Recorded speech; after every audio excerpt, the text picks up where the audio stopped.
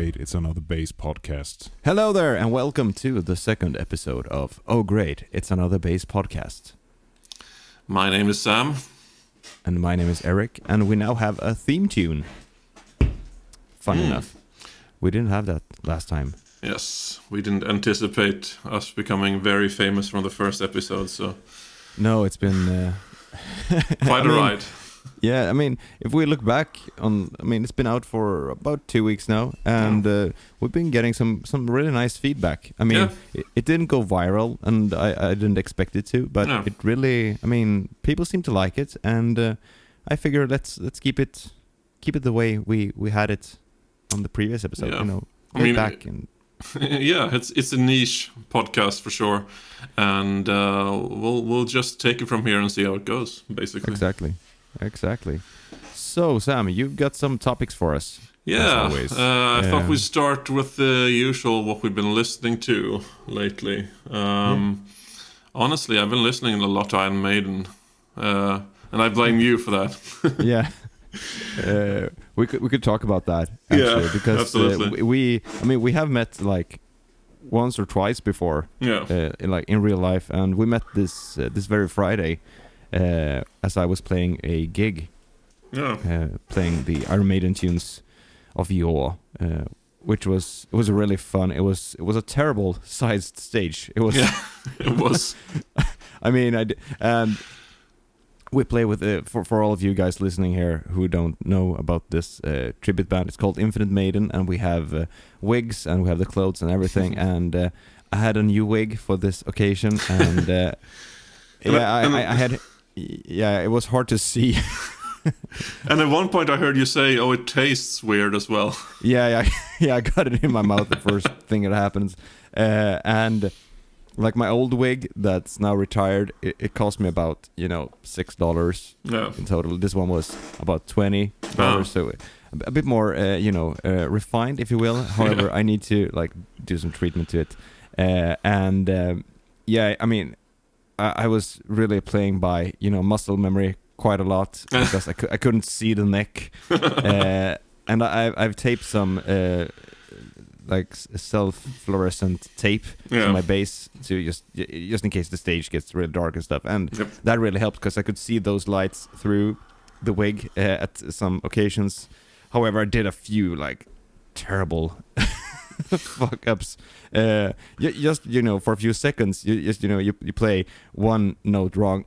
Oh shit! That was supposed to be. I mean. But the strings are not what I'm used to. Flat bones. It's kind of a different beast. But hey, I mean, people really like the gig, and it's. Yeah. I mean, there is no point in going up your own. No, it was amazing. I was there obviously, and it was a great time. It's so funny to see that Iron Maiden still, after over 40 years, can pull like audiences from all ages. There were people in their 60s, there were teenagers, like so many people came out just to have fun and listen to Maiden. Yeah, well, it was really cool actually. I mean, I know Sarah, the singer, her dad was there, and he's in his mid-60s. Yeah. And he's a diehard Maiden fan, like hard rock guy. Yeah. He was the guy who got her into, heavy music, and he was really having a good time. So, and I mean, like I said, there were teens there. It was really fun. Next time we hope to have a bigger stage. That's like our our main goal for next time. A stage where I can actually, move a bit, because and it's funny because you talk about like doing mistakes and whatnot, and I always thought that the Clansman, the fifth playing in the intro, it always sounds so weird, both live and in the studio, but especially live, because you don't really know where's the downbeat. No, it's and like the verse thing I'm doing. Yeah, so I don't know what's I think he does like. Yeah, because it changes in the verse, it becomes a different pattern, and that's very confusing. Yeah, it's very confusing. So I've done an approximation of that, just to make it make sense, I guess. And I'm doing keys on that song as well, so that's one of like the hard tunes for me to play. Nice. I didn't mess that one up though. But yeah, you want those lush strings to go with it because it makes it so much more epic and big if you have the strings and not just two guitars and a bass. So yeah, that was fun. It was really fun to see you there. Well. No problem. I mean, obviously, it's just fun seeing live music again. After 2 years of basically not leaving your house, it's fun to be out on the town again. Very much so, and yeah, I mean, I guess we can talk rig for a second, if that's okay. Of course. Because I managed to strip down my entire setup to a smaller pedal board to the Pedal Train Classic Junior, which had my keyboard rig and my quad cortex and my wireless, and then I had the EBS Magni 502 combo, and I mean it's loud. Yeah. It's a really loud combo, and I think it weighs like 14 kilos or something. It's nice. It's super lightweight, sounds great, punches really, really, really hard. Yeah, and I mean, you gave me some interesting feedback on my tone because you know how it is when you sit down and you tweak your tone and you're like, yeah, this sounds, this is the way it should sound, and you were like, yeah, I can still hear your Billy. Yes, you know what stood out the most? It was the swell of the compression.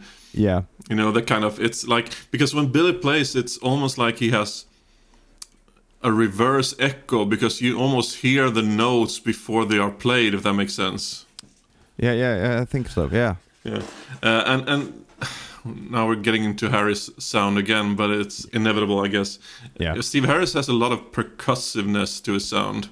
Yeah. I just listened to the remaster of Number of the Beast yesterday, and there's not a lot of bottom end in his bass tone, but that's also what makes it unique, because he has, again, you don't want him saying he's from the punk rock style, but there's a lot of punk rock in his bass tone. It sounds a lot like Paul Simonon from The Clash. Yeah, and there's a lot of, I mean, I've seen a few, behind the scenes videos and stuff, and he has such a huge headroom on stage. Yeah, the bass is the loudest thing on stage, essentially. Yeah, stupidly loud, that's probably because he doesn't have that huge slow end, because that would just make everything go boom. Yeah. Everything goes boom. Yes, in a bad way. In a bad way, yeah. So that was, I mean, it was a fun gig. It was quite the athletic, undertaking. We did, I think it was 90 minutes or close to 100 minutes of a set, and I got some feedback that it didn't feel long. Yeah, that's what she said. That's what. Oh dear. And I guess that's a good thing when you make like a long set list. Yeah. If people are like, yeah, you could really tell that you were going for 1.5 hours, then it's like, okay, then it wasn't a good set. Then it's like, but if people are like, yeah, like really into it all the way, then you're good. Yeah. I think. So did you listen to Haken's new release? I haven't had the time. Yes, no. I stupidly enough, I've been listening a lot to the new Winery Dogs. We'll get to that in a second. Yep. But I haven't had the time to sit down and listen to the new Haken. I probably should have yesterday when I was driving around, dropping the singer off by the train and dropping the drum stuff off. But I haven't, and I probably will as we wrap this podcast up. It's a classic.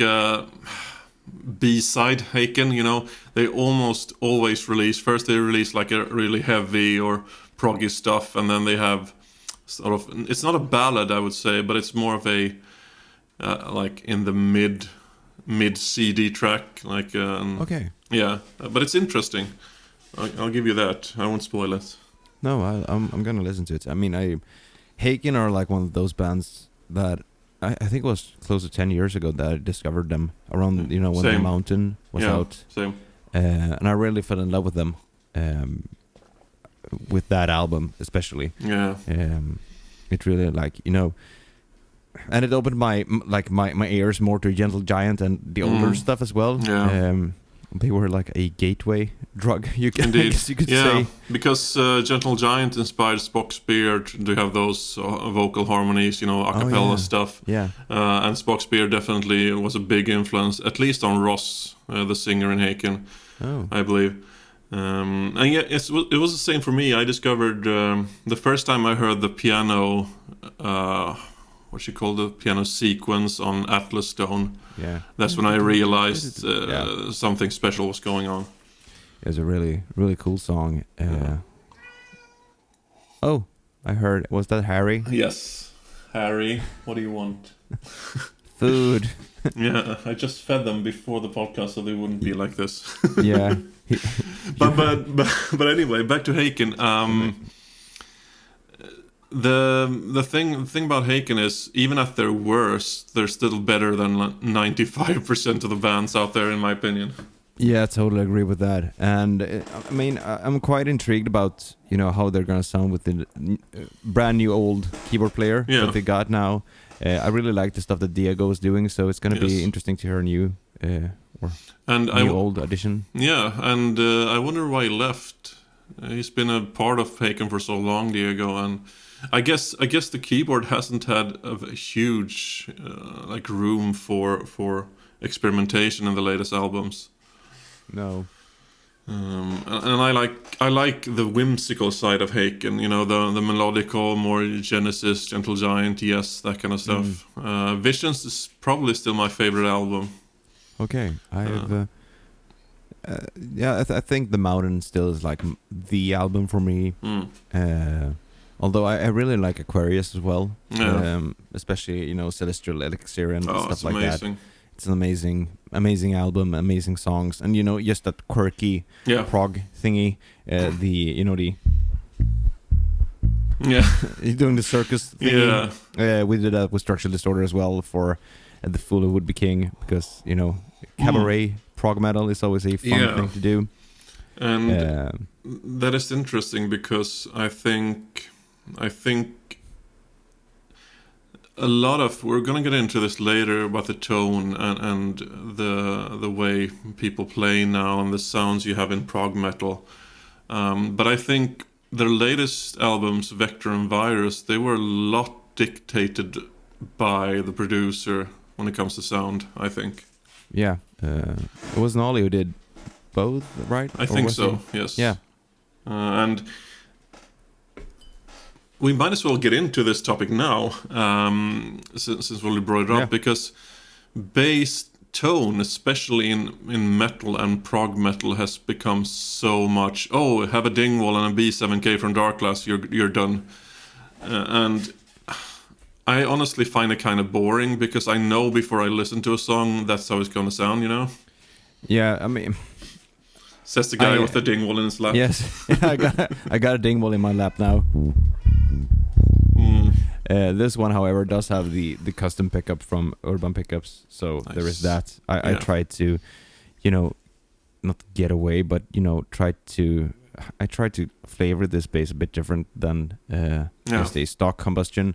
I've also installed the series parallel switches on this one, so we got 2 modes for each pickup. So it's quite a versatile. I mean, Dingwalls are amazing instruments, and I totally get why modern metal bass players are using them. Yeah, because that low B, that absolutely. Piano. I mean, you can't beat that with a 34-inch bass. I mean, a 34-inch BAAD P bass sounds amazing as well. Yeah. I mean, I'm using one quite extensively from time to time, the Yamaha BB734A. However, it's a entirely different beast than this. Yes. This is a like you get that piano low B, and I've tuned it. I've tuned this down to drop E, and you can still actually make out the overtones of the note. Yes. And and that's what makes them so good for distortion, because they have that incredible fundamental low end that just gives the Darkglass equipment especially so much sonic information to work with, and that's also part of something. I sometimes think that the low end of 34 and 35-inch basses sometimes sound more pleasant to me. If you get what I mean. Yeah, I mean they sound the way that Leo intended them. If you get like what I'm saying, I might be totally wrong on this, and someone will probably let me know in the comments on YouTube. But I think Leo settled on 34 just out of a whimsical. Yeah, let's go with that. I think there was something to that. That's great. That he didn't like spend too much time, thinking about scale length and pickup placement. I mean he did what we are always coming back to as a reference, like hands down. But I might be totally wrong on this, and I will probably get to know that. Probably. The second that someone hears this, I will get comments on YouTube and angry. Oh, you got the facts wrong. Yeah, you got them wrong. Don't you have Wikipedia? No, sorry, I don't have Wikipedia up at the moment. I'll get to that. But yeah, getting back to the topic, Dingwall and a Dark-Glass Distortion, and you're 90% there in most metal songs. Yeah. And that's why it's kind of refreshing to hear bands like Cynic, for instance, with rest in peace, Sean Malone, amazing bass player, just having the fretless, clean tone. Because A, it sounds really good, but also B, it's not what you expect, so it breaks your expectations, subverts your expectations, and I think it's a wonderful thing sometimes, because Aquarius from Haken again was recorded by all fretless. Yeah, and that's really Gary part Willis. of the character. Yeah, the Gary Willis signature.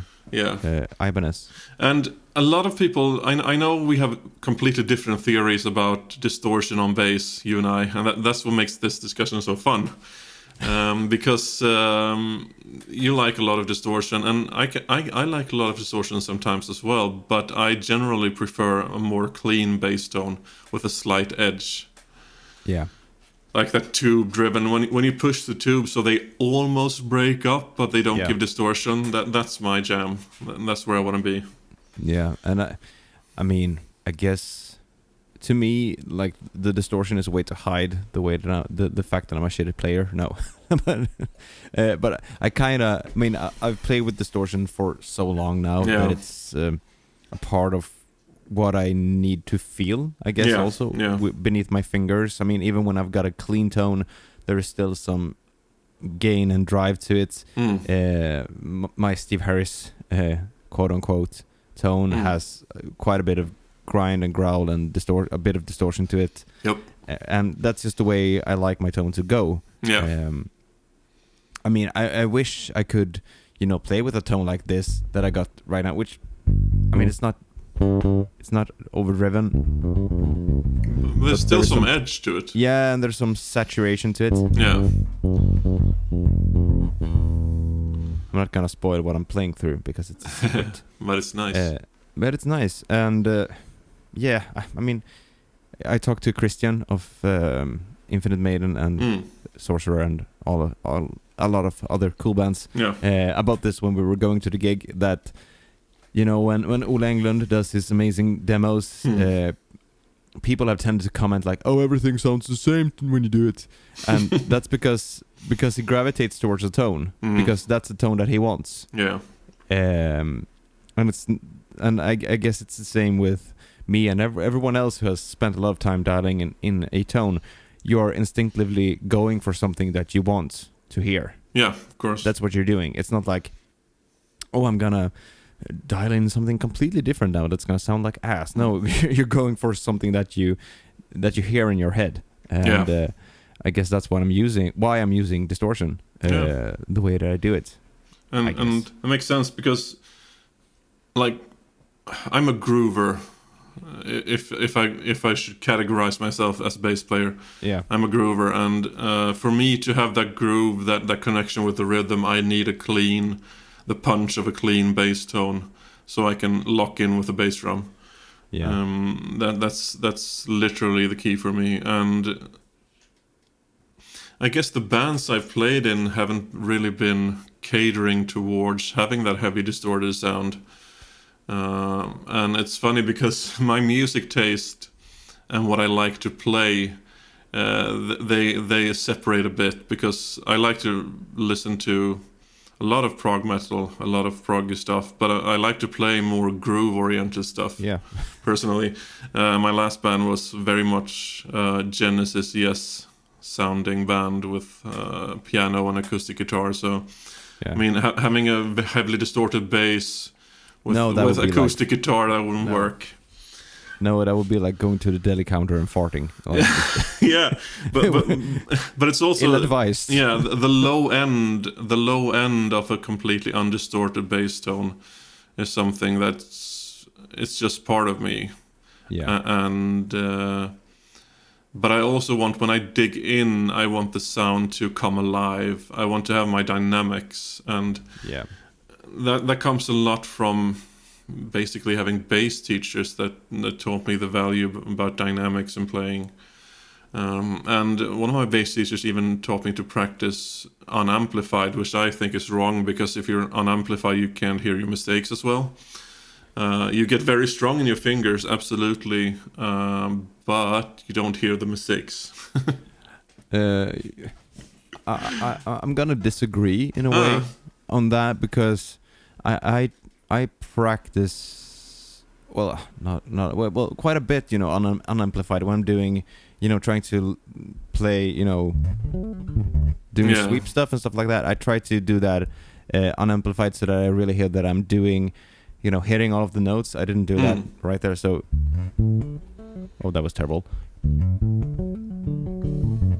Yeah. So that you don't, so that you're not relying on, say, your amp or your pedal or your compressor to help you out. Yeah, that was the theory from my bass teachers as well. Yeah.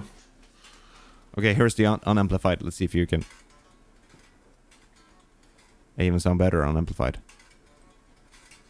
So yeah, it was sloppy there, but I'm blaming that I haven't played a multi-scale instrument in quite a few weeks. No, but I get what you're saying, and I absolutely agree to that as well. I mean, so there's something to playing unamplified and just because if it sounds good unamplified, it sounds good amplified as well. Yeah, but then again, you need to practice amplified and at loud volume so that you know what you're providing for the band. So there is as a middle ground. You need to have it both. You can't just I'm just playing unamplified and then everything sounds great with whatever I'm playing into. No, that's not the case. Sorry. But going back to prog and metal and bass tone. I bring this up all the time, obviously, but Dan Briggs, Between the Beard and Me, he's always had it is a completely clean tone, because he uses tube amps that has a dirty channel. He uses a dirty channel, but only to use the EQ on the dirty channel. So he has basically a clean tone, but he has a lot of mids in it that makes it sound that it's distorted, but he rarely uses distortion. Does he use a Sun amp? He used to. It's retired now. He uses it for recording, but live he uses a Fender Super Bassman. Okay, and the Spector basses, right? Yes. Yeah, Spectors have that inherent awesome growl. Yeah. The EMGs. The EMGs, and you have the I'm blanking on the name.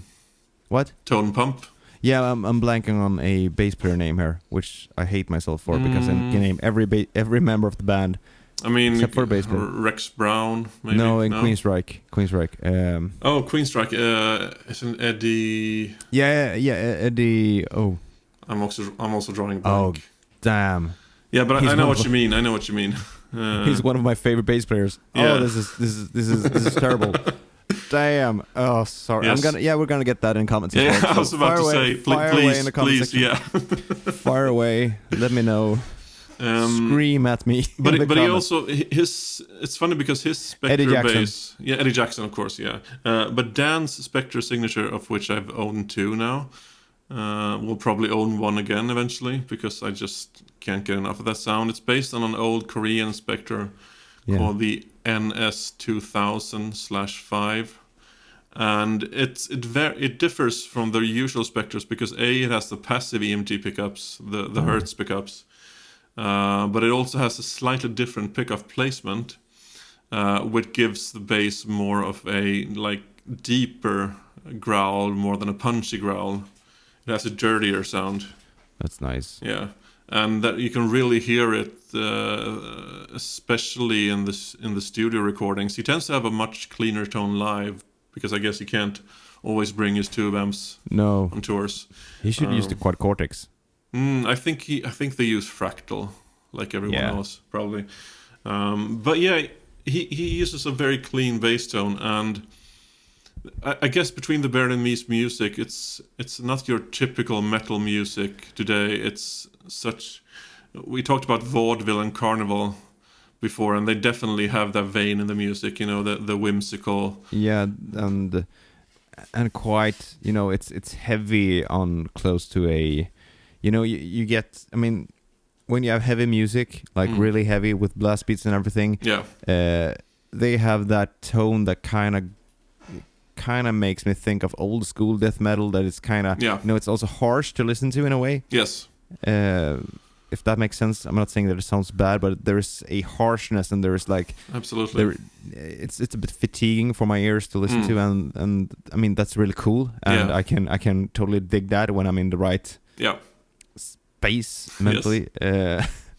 But yeah, you're getting what I'm saying there. Yeah, it's a contrast between the heavy and the rough and the melodic that makes Between the Baird and Me so special, because they have these amazing soaring melodies, both in the vocals and in the keyboards, but then they have the heavy, rough death metal type growl, and it's a wonderful mix.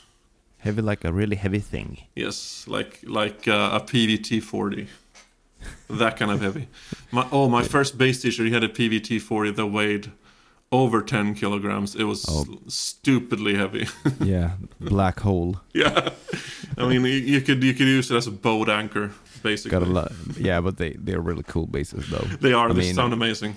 I love heavy basses. Yeah. I talked to my friend Emil, the drummer, who I play a lot with, about heavy instruments like a too lightweight. There is some sort of sweet spot there. Yeah, like a too, like if the instrument doesn't weigh enough, it feels like a toy, and I don't like that. I mean, I grew up playing a P bass, so I guess like I have to.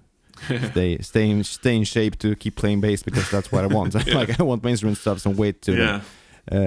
Have you tried a Höfner Beatles bass? I have. Yeah. Those are impossible to play for me, because both of the string spacing is so tight, and the neck is just so tiny. Yeah, you're quite tall as well. Yeah. Like, I can pull it off because I'm a hobbit, but. Yeah, my spider fingers are just like, how do I play this? Impossible. Yeah, you can wrap your hand twice around. Basically, yeah. two laps around and the neck. I love the irony is I love the sound, like the clicky sound, especially with a pick. A few times I play with a pick. If I have a Höfner club bass, I will play. And yes, I say Höfner because I'm a language nerd, and that's how you pronounce it, because it's an Ö. It's not a Hofner. Yeah, exactly. Höfner is probably the closest approximation. But yeah, it's interesting, and I agree, because if you have a really lightweight bass, they are very resonant, and but they can sometimes lack punch in general. Yeah, like the hollowness shows in some way. Yeah, it really does. I've played a few, like both copies and real ones, and they're really cool, but there is a catered flavor to them. I would never bring one to a metal gig, but if I'm doing, if you're doing Beatles songs, then go for that. Yeah, that's the tone, guys. Yeah, or a Rickenbacker. Yeah, or a Rickenbacker. Yeah, and let's segue. Speaking of tone, let's segue into another, a release, the new Winery Dogs song, which I'm guessing that you haven't heard. No.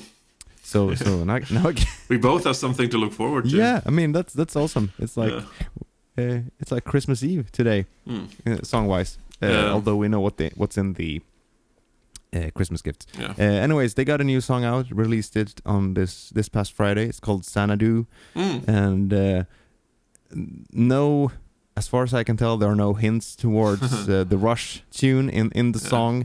I'm guessing that they will probably incorporate some thingy Probably a live tribute to Neil Peart. Yeah, and here is another spot where you guys and gals can let me know in the comments that I missed out on a drum fill or something. Like, how could you miss out on at 3:43? Mike is doing the exact same kick pattern as. Yeah. Okay, go ahead. But yeah, it's a really cool song. I love the Winery Dogs. They're one of my all-time favorite bands.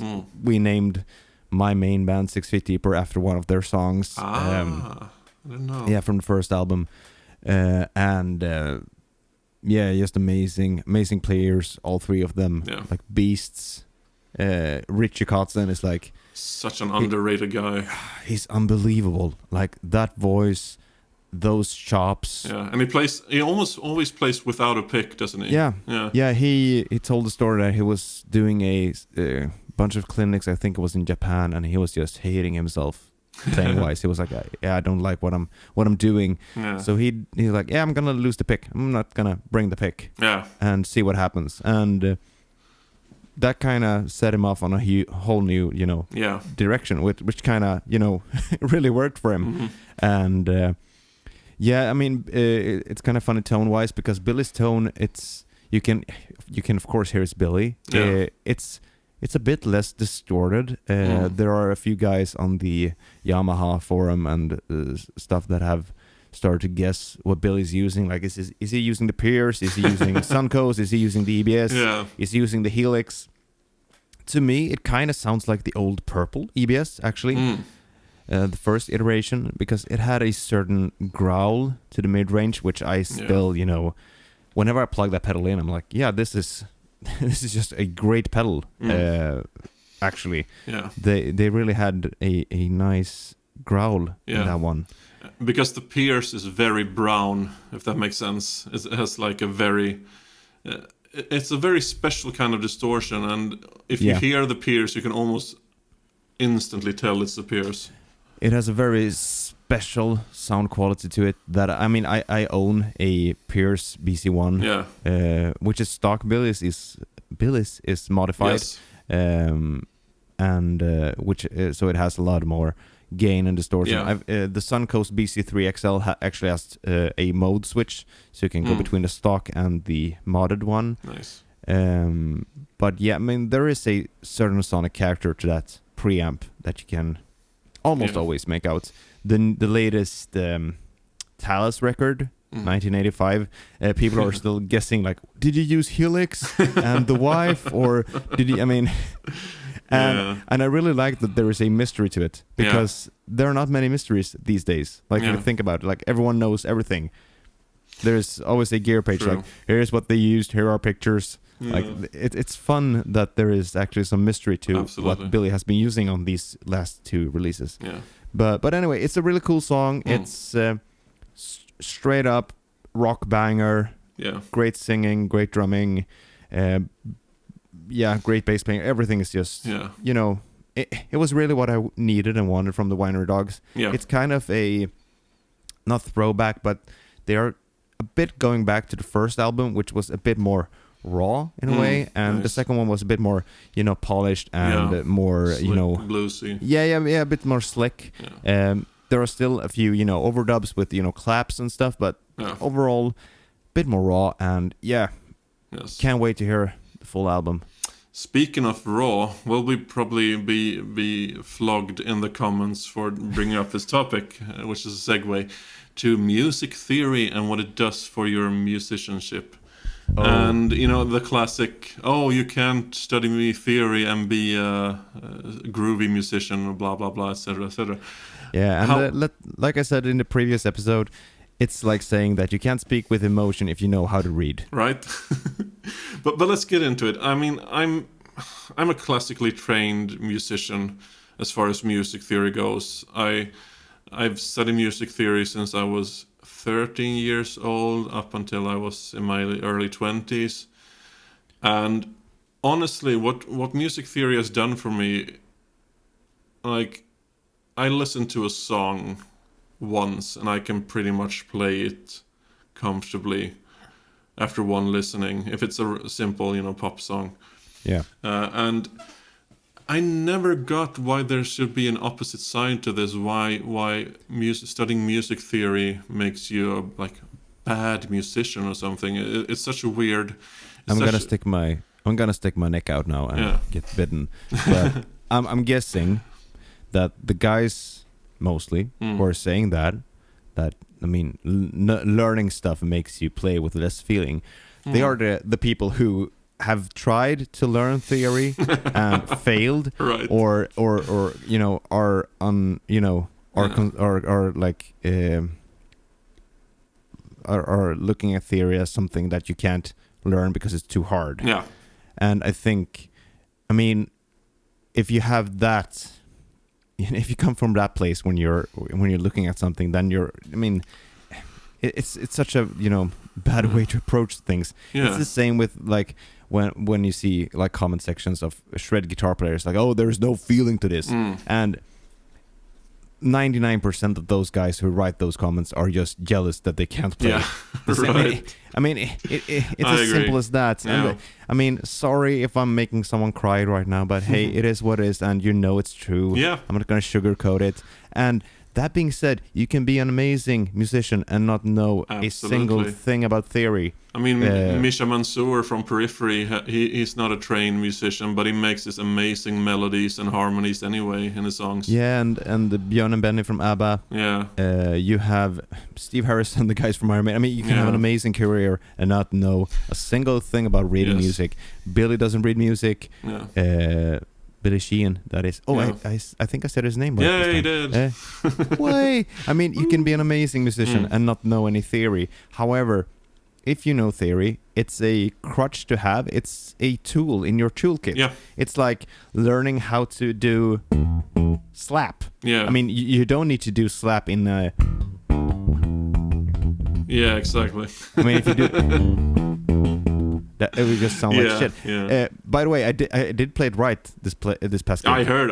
Yeah, I was looking for you. I was smiling. For those of you listening, we did a recording of 5 songs, and I played the trooper like this. Yeah. And Sammy was like, "No, that's wrong." I was like, "What is it?" Yeah, it's supposed to be. Yeah, exactly. Oh, sorry, I played it wrong there. Because that's mirrored in Nickel's drums as well. Exactly, and it's actually a bit more relaxing to play. Right. But anyway, getting back to theory. Yeah, back to theory. So yeah, I mean, I think knowing theory is always helpful, especially if you're a player who needs to learn other people's songs, which is another topic that we're gonna maybe we can segue that into this. But when I was this summer, when I was sitting in with a lot of bands, knowing theory and knowing basic principles about song structure and stuff like that really helped me learning all of these songs with all of these different bands. Yeah, absolutely. Because, I mean, in a way you can of course get away with just having a good ear. Like if you know what okay, that's the tritone, like if you know, like, okay, that's a flat 5. If you're aware of that, yes. Whether if you know it's a flat 5 or not, I mean, that's cool. But to me, it really helped knowing that, okay, they went for flat 5 there, so I'm probably gonna stay on the root there because they want the tension. I mean, stuff like that really helped. And I agree, and that's exactly what I was going to segue into. It's learning music. I'm a horrible composer. I can't compose for crap.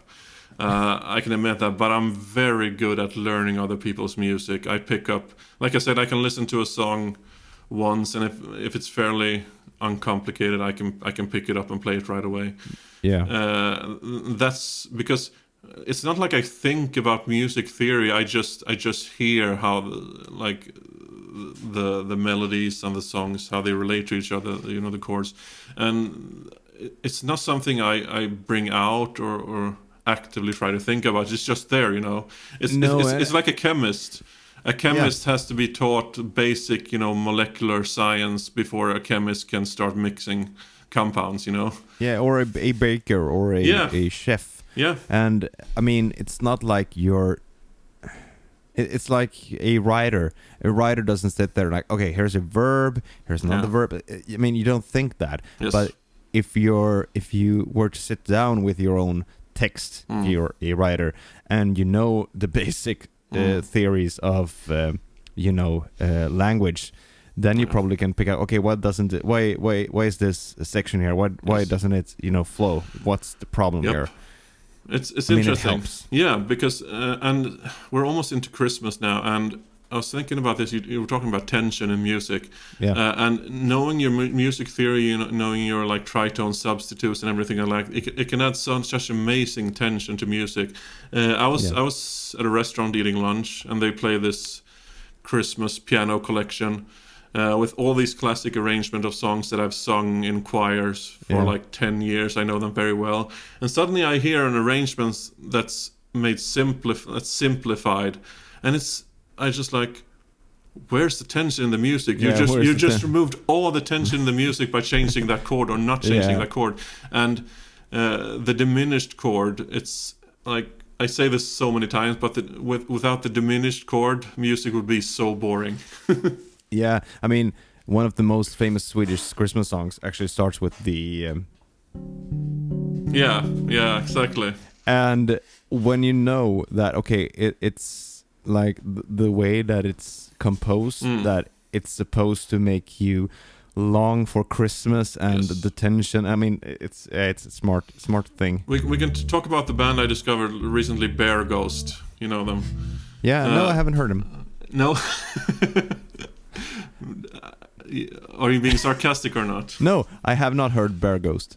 I showed them. Oh, anyway, they're really cool. Wait. Oh. You know the necromancy and dancing and everything. Oh, yeah. Now I remember. Sorry. I don't know if these guys are trained or not, but they have a fundamental understanding of music theory, because you can hear it in their arrangement in their songs, because their use of the diminished chord is so sublime, and it adds so much tension in their music that wouldn't be there if they just did a simple triad of tonic, subdominant, and dominant. And there's nothing wrong with that. So many songs are made with that, but you can add so much more, to me, abstract feelings, because some chords, flavor, exactly.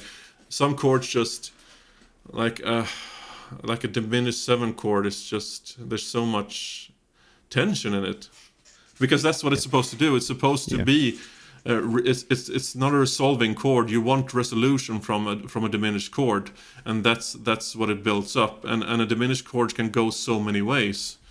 No pun intended. No, but it's true.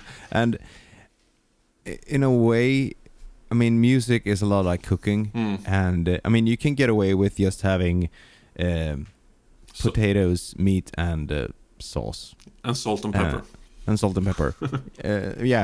sauce, just salt and pepper. Yeah. However, like knowing what brings out certain aspects of the flavor. Yeah. I mean, it's like the use of garlic, which was frowned upon for hundreds of years in Sweden. Yeah. But I mean, like garlic is like one of the most amazing things to have in food, in my humble opinion. And that's a really good analogy too, because the role I used to live with a master chef for years. Yeah, an actual master chef. He was one of the first guys who got a star in the Michelin Guide.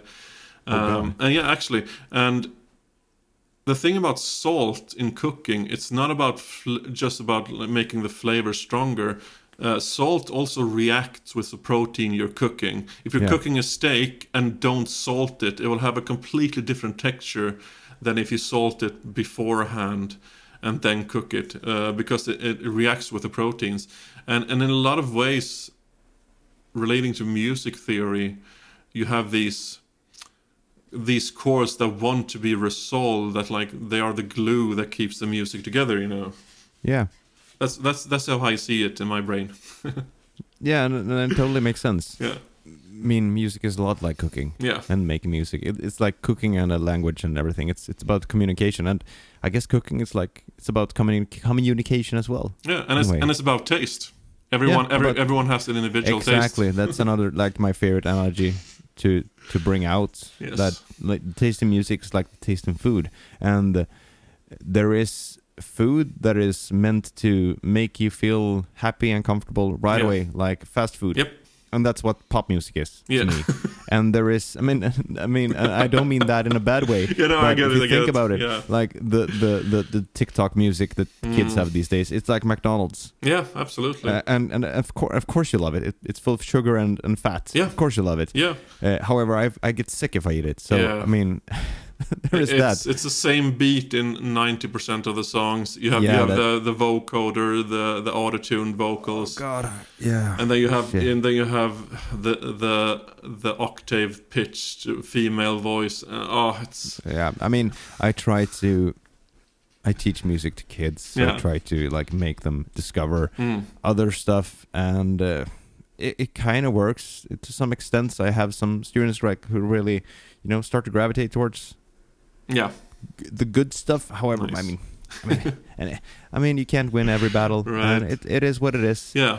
And Anyway, it's so interesting because we're segueing to the role of a bass players in the music and different genres, and there's so many myths about certain genres that they really don't make sense. Because when you say like we do, we like progressive music, you like people that play 5 million notes a minute.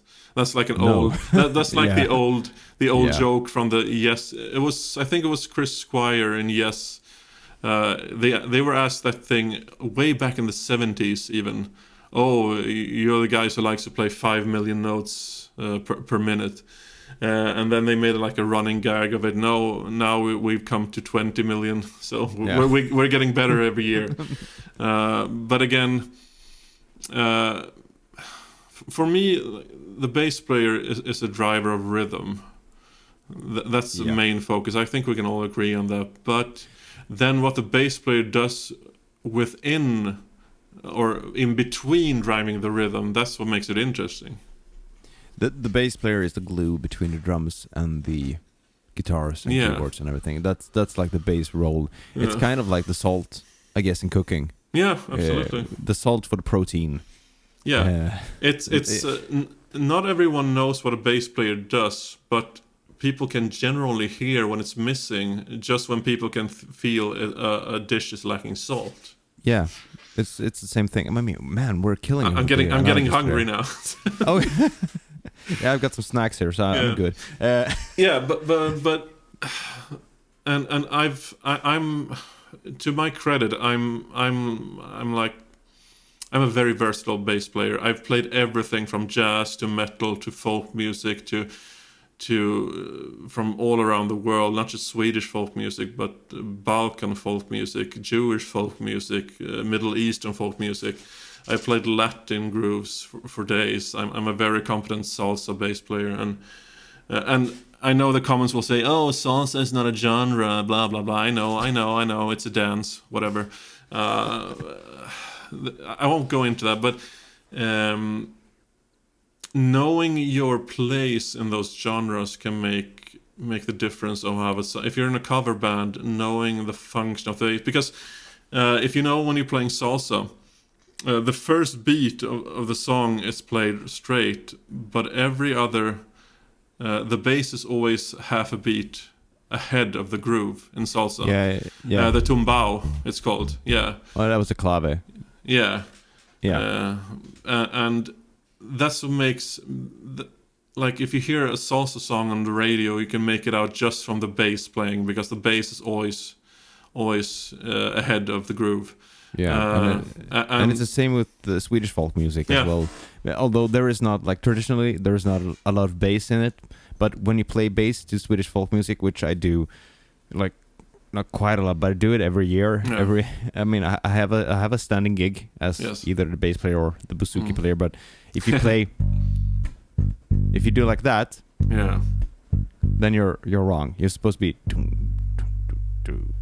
You're just supposed to like lay out the ones. Yeah, and you have the släng polska. And that's a Swedish style of folk music that it's the first time you hear it, you're thinking, what the actual hell is going on? Yeah. Where's the downbeat? Yeah, and for all of you listeners out there, like the polska is actually from Poland originally, and it's a dance that's in 3/4 where you emphasize the 1 and the 3. So it's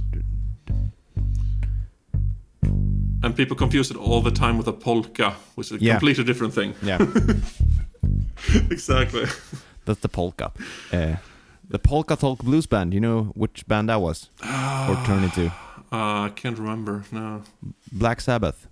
Oh yeah. The Polka Talk Blues Band, which also came out while sitting on the loo. He was watching. I think it was his mother's. She had some talk for her armpits or something. But I had this amazing idea.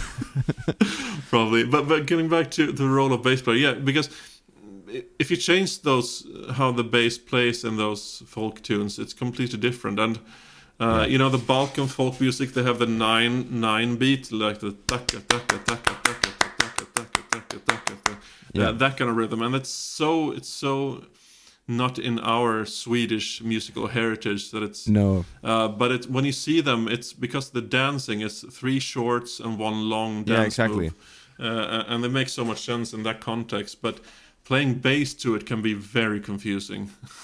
Yeah, it's the same with sardan, which is the folk music for Catalonia, where my grandmother came from. Oh. Like if you try to sit and write it down, it's like what the F is going on?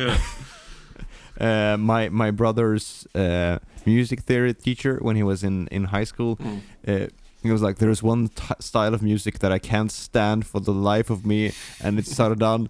And my brother was like, "I'm not gonna mention that I'm 1/4 Catalan now. It's gonna perfect." And to segue back into music theory, like folk players normally don't know that it's in 7. It's They don't think about the subdivisions in that way. They feel it, and it's the same with that 9. It's 3 shorts and 1 long. That's how they. You got 3 shorts and 1 long. It's like, what's a long one? How do you differentiate? It's just something you have to play it. You have to practice it, and it comes to you naturally. And people have always been surprised. And I remember when I was in folkhögskola, community college, I guess you would call it. We were doing at the end of the year. We were doing auditions for the new next year. And I was in the band. I was in the jury. So we had to learn a lot of songs in a short window. And again, to toot my own horn, I was a lot quicker in learning all the songs than most other people were. We were playing Limelight by Rush, and it's an amazing song, but it's not one of their complicated songs. But people were having so much issues with the odd time meters, and it's not even that odd of a meter, you know, in Limelight. But it's just something that comes with practice and playing it, because I mean nobody's complete right away, but. Coming to music theory again and playing a lot of different genres, you really get that understanding of the bass player's place in the music. And getting back to the metal theme, so much bass in metal right now is just doubling the guitars, and that's so boring to me.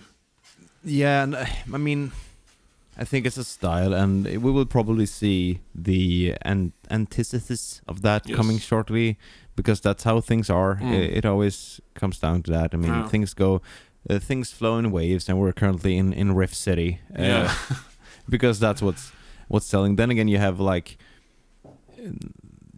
these amazing groups that are doing more of the 70s type vibe, and I mean, there is room for everyone. However, I totally get what you're saying with modern metal, because that's what it's come down to, I guess. And if you look to like old Sabbath songs, I mean, Geezer didn't play the riff exactly. He mirrored the riff and did his own thingy with it. So that's and take really cool. Markus Groskopf in Halloween. He's a very melodic player, and he sometimes just chugs like 16 notes or 8 notes with a pick, but he usually plays with his fingers a lot as well. And when he does, he plays a lot of melodic stuff, which sometimes is buried in the mix on some albums, but he really goes out there. and it brings so much of Halloween style is part of his bass playing, because great tension. Yeah, he's just not pumping, along with the band. No. He sometimes chugs, but he also take a Future World, for example, or like he does some amazing bass work.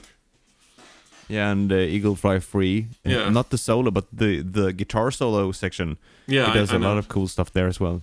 And Oh, yeah. And that kind of, for me, goes back to Sir Paul McCartney, obviously, and his I don't know how his bass playing got so melodic. Probably because he also plays the piano and the guitar, and he sings.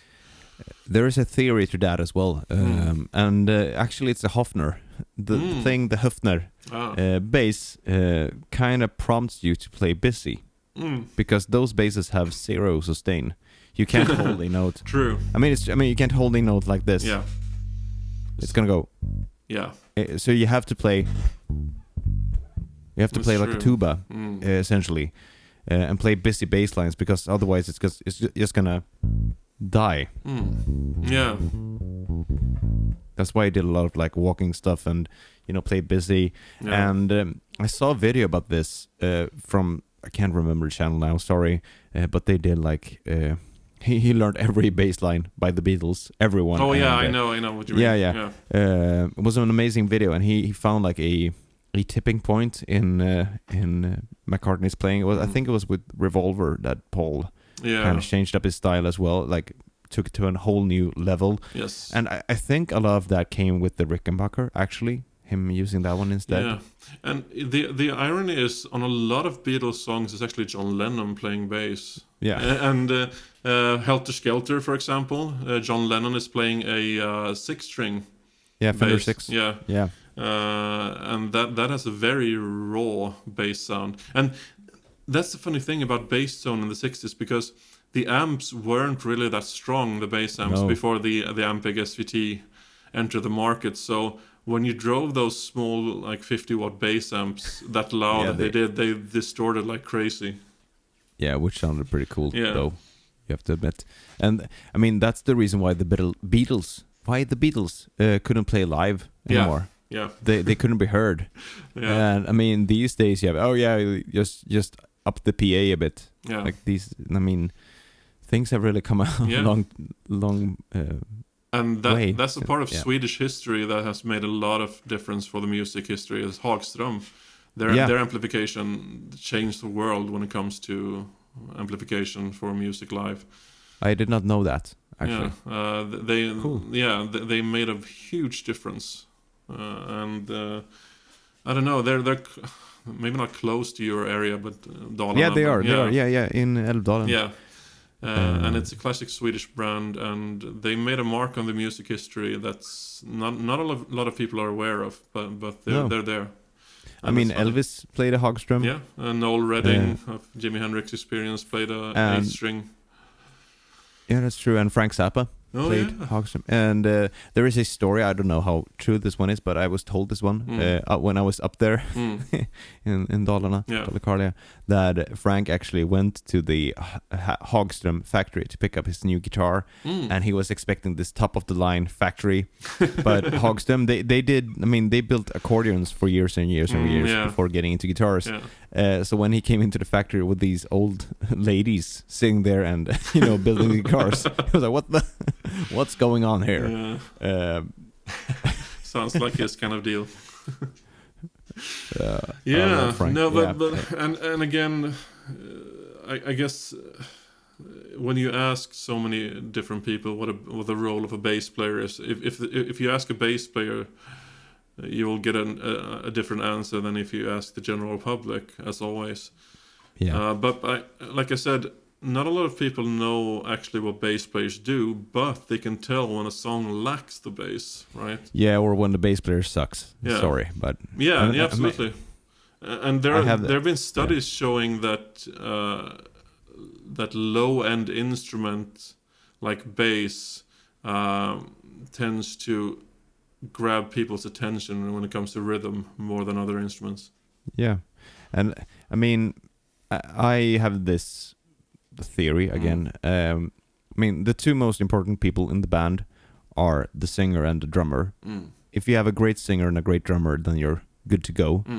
However, I think the third most important person is actually the bass player. Yep. If you have a great bass player to go with those, or a good enough bass player, I should say, then you're set. Yeah. Because the guitar player, I mean, if the guitar player knows his or her parts, then it's good. Yeah. Then it's gonna work. It's gonna groove. It's gonna be amazing. However, if you have an amazing shred guitar player, amazing drummer, amazing singer, and the bass player just sucks, Harry Donkey, Kiwis, then it's gonna be terrible because the bass player is gonna bring the band down. Yeah. Sadly, I mean, I've seen this so many times growing up. Local bands having amazing guitar players and great songs and everything, and the bass player was the last guy they found. Usually, there is something to say about attack on the string if you're like that, not muting that or something. I mean, you can. I mean, it's gonna sound elitist of me, but you can almost always tell if the bass player is capable and competent just by hearing one note being played. Absolutely. I say that all the time. Are you playing the notes or are you playing the music? There's a huge difference. And I call it the YouTube syndrome. Like so many technically competent guitar players on YouTube play this amazing stuff, and then you send them, play this simple rhythm pattern. They just like have no sense of rhythm at all. Because bass playing is so much more about how you play the notes and what notes you play. And I guess that goes for all music, but that's also what music theory and studying music has given to me, because I hear the small nuances that makes the difference in the music. The ghost notes on bass is so important. Yeah, and I mean, Sting has this famous saying that we're in C until the bass player says something differently. Yeah, exactly.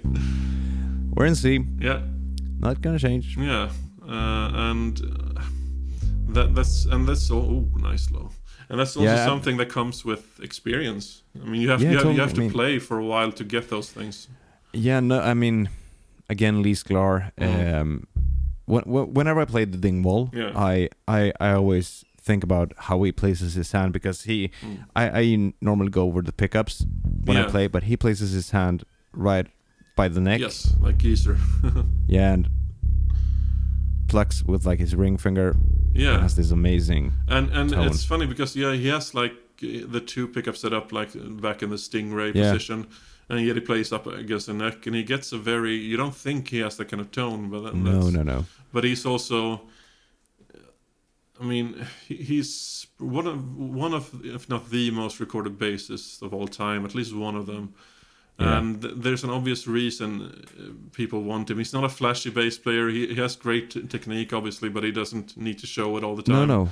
He's just so solid all the time. But if you hear him in Toto, he's a completely different bass player in Toto than with Phil Collins, for example. Yeah, and still you can hear that it's him. Yeah, it's amazing.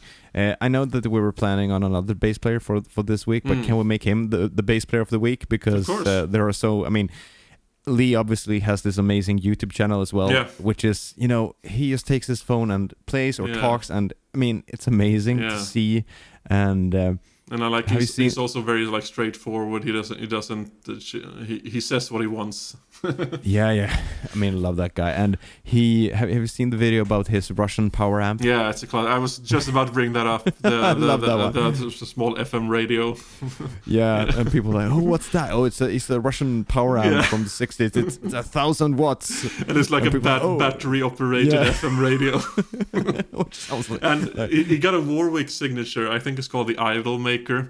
And they actually installed a knob that does nothing on it. Yeah, the producer switch. Yes. Yeah, that's amazing.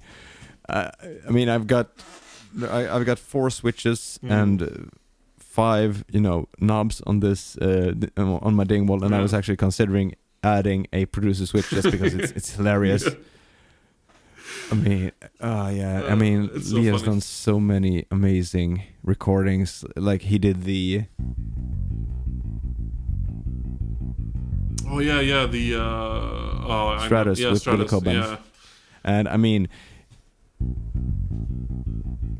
keeping that it's up. just that. What? Keeping that up for Yeah, the keeping it entire up song. for like and not going like. Yeah. There's sometimes beauty in the simplicity, you know. Yeah, it's hypnotic. Yeah. I think that was what it was going for. I think they did that album in like 2 days or Yeah. something. He recently apparently had a terrible fall. Yeah, I think it was extremely dehydrated yeah. and just collapsed Yeah. and smashed his face really bad. Yeah.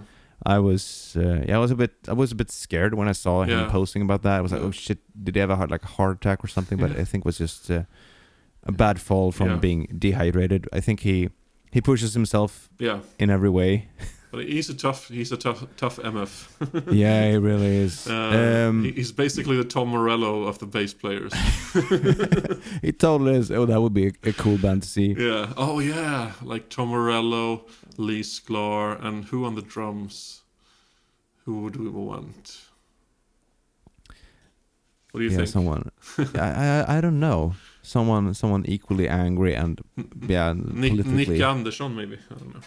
Oh, that would be awesome. I mean, that would actually be cool. Yeah. That's actually a good idea. Like entombed Nick Andersson. Yeah, exactly. That would be awesome. Yeah.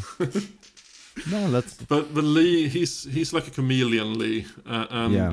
he can do any genre. Again, the versatility is why he gets calls all the time. Because if you don't have a bass player to call, you either maybe it's Nathan East or Lee Sklar.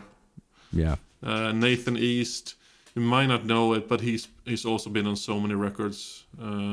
Totally. Yeah. But Lee and he has his he built his own bass, or like a parts bass. I think it was a P bass with a jazz neck and 2 P pickups, wasn't it? It was a P bass neck actually, and they shimmed it down to a yes. Oh It yeah, was that's I think it was a 63 Yeah. P bass neck or something. So it was a bit. Yeah, I mean, you wouldn't do that today, but he shimmed it down and he installed 2 EMGs. The first iteration of the EMG P pickups actually.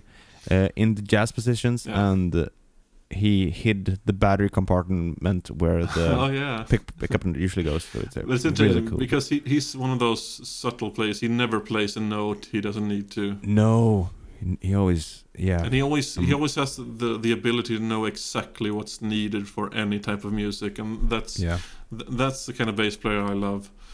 Yeah, he's one of my like big heroes when it comes to whenever I get a studio job, which I've gotten quite a few of these, nice. the past 2 years for reasons. Yeah. I mean, I don't get called to do pop stuff normally, but whenever I get like a session, I do what Lee says and listen to the song first, and don't play anything that you don't hear. Yeah.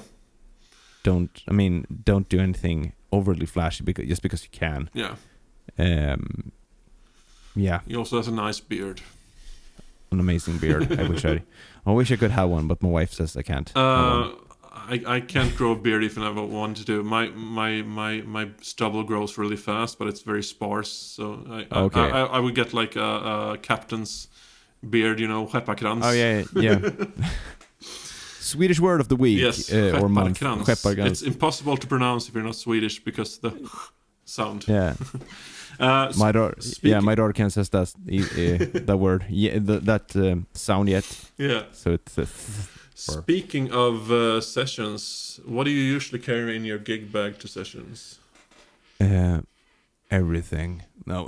Everything, but what is the Skalman says? Everything, but. What does Skalman keep in his shell? Everything but time machine. A bomb. Or is it? Yeah, or something like that. I can't remember. Yeah, but yeah, I mean, I've grown into a not neurotic player, but I try to stay one step ahead of Murphy's Law every time. Yeah. Which can be pretty hard on occasion because anything that can go wrong will go wrong. Yeah, but I always bring a separate power supply, always 2 cables. I always bring my own XLR cables these days as well because I do the keys, and you never know. I mean, I did a gig this summer at a festival, and the front of house guy was like, "Yeah, there's something wrong with your quad cortex. There is a terrible hum coming from it." I was like, "Are you sure? Is it not the XLR cable?" "Oh, I'm not sure. Can we check the cable?" And it was the cable, of course. Yeah, of course. So these days I bring cables with me, always spare strings and a pincer or something to be able to change them. Yeah. About 10 years ago, I got this small scarab, which is a multi-tool, which is on my keychain. Nice. So I have a few basic tools always with me, no matter what. Yeah. And that has saved me quite a few times at a gig. Yeah, and it's all about, for me, that's all about respecting the audience's time, Totally. That's why I never drink before a gig, because I know I don't play as well when I'm even if I have just a few drinks. People are like, "Oh, but it loosens you up," and blah blah. No, but it doesn't. No, because if you listen to yourself after a drunk gig, it sounds like crap. Because your motor skills just aren't as good, basically. No, I never drink. I think I've had a beer on stage once. Yeah. And that was towards when you someone in the audience buys you a beer and it's the end of the set and you're all dehydrated and then I normally okay, thank you. But being prepared for the audience. If something happens, you should be able, unless you have a bass tech and you're in a big band. Exactly. You should be able to at least extra strings, a set of pliers, cutters.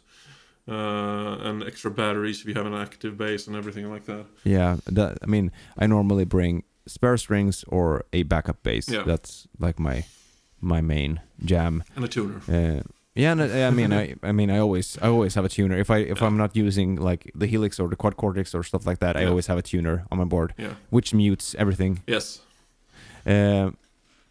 So that's usually how it goes. So that's how it goes, kids. If you want to be a bass player, be prepared. Be prepared. Yeah. Here we are at the end of another episode. Indeed, time flies when you have fun. It really does. It's really laid back and relaxed doing this. I really like that. It's organic. We have some topics, but it's kind of how it flows into each other is improvised. Yeah, it really is. Last time I think I had the topics before me. Yeah. I think you sent them in the chat, but this time we didn't do that, and it worked out pretty darn good. Yeah. I must say. And hopefully we'll do one more episode before the end of the year. Maybe we'll have a guest then. We're gonna see if he's available, and we might even have a face reveal. Yeah. Oh God. We'll see. But Christmas special. There will be lots of caroling, lots of glögg and lussekatter, and maybe real cats as well. We'll see. Yeah, probably. This time I got to sit in the comfy chair. I didn't get the. Yeah, so excellent. That's always something. He's sleeping in the bed right now. So. But we'll have probably some interesting guests. For sure, for sure. So, thank you, Sam. Thank you, Erik. And thank you for listening. Yeah. See you around. Until next time. Bye. Bye.